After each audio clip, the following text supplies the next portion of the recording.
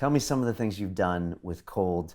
They attract attention. I think you first did 30 minutes in ice was your first piece, and then you broke that record 12 days later. Yeah. And you've gone further and further. Then you've climbed the mountains. You've dove underneath sheets of ice. What are some of these things that you've done, and what's got the biggest reaction? What scared you the most? It's a nice story. Many stories, but one of the I had to do a rehearsal before I was going under the ice. This was in Finland. Yes, in Finland. And they had to cut through it with cut through like a meter of ice, a yard, more than a yard, and I had to do this rehearsal, and there was no diver underneath. But I thought, tomorrow I got to do this record. I'm not going to do the half. I'm going to do the whole to make sure I'm. This is the way it goes with rehearsing. I got to do it for real now. Like 50 meters, like 60 yards or something. Underwater in the ice. Under water in the ice. I went on. I did my breathing. With the ice. How long do you breathe for? Like 2-3 minutes. Okay. Oxygenizing the body. It feels like a lot of carbon dioxide goes out. A lot of oxygen gets in. Body gets to be alkaline. And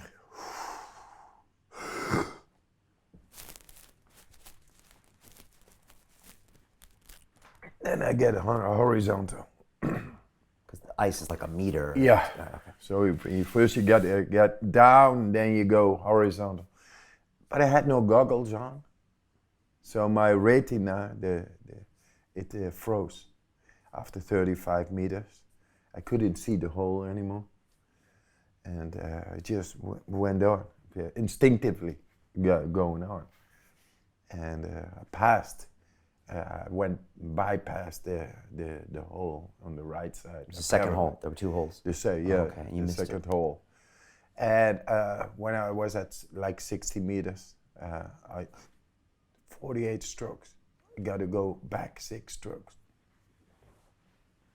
Going back, and nothing.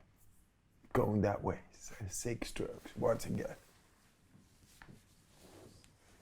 Just glass, the wall. And from there to that place, to that place. Scariest moment of your life? Absolutely not. I lost the fear of death over there. Why? Because I never felt I was drowning. I was just, at a certain moment, my vision became this much, physically. And then I began to slowly get into sleep. But no pain, no agony, no drowning.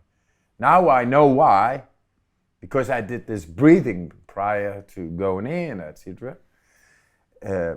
Taking the pH levels so much up, and then the lack of oxygen finally didn't take these pH levels down.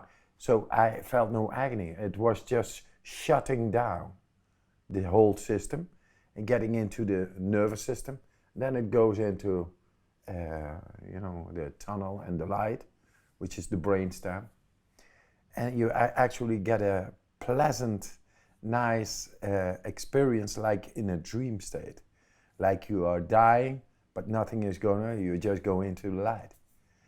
This is what I felt. I lost this fear or idea of death, and that the fear and idea of death is that we have no control anymore over this the deepest part of our brain, which is the brain stem, the end of the tunnel, the light itself. We have no control over that. But it happened over there, and coincidentally, I found out by intuition that the first time I went into the ice was it silenced me. Something deep had touched me. And this is the key. This is the key, not only to the deepest levels of our physiology, it's also taken away the fear of death, because we get a hold over all the nervous system the right way, right pH levels, at the time of the death is just shutting down. It wants to shut down. Spirit goes somewhere else, live on. It's a shutdown. You don't need the house anymore when you go to some place. So we do that, the spirit does it within our body as well.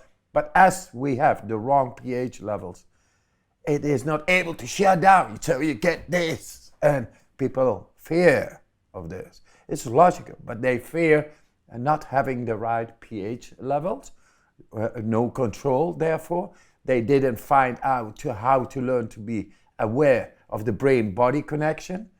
And thus, we are learning to get into stress and daily things, but we don't deal with happiness, strength, and health. To watch the rest of this fascinating interview, click on the link below and go to londonrealacademy.com. There you can sign in with your social media, log in and watch the rest of the episode for free, along with all of our episodes on London Real, my webinars, and all of our premium content, all located over at londonrealacademy.com. So click on the link below, you'll be directed there and you can watch the rest of this fascinating interview, and I'll see you there.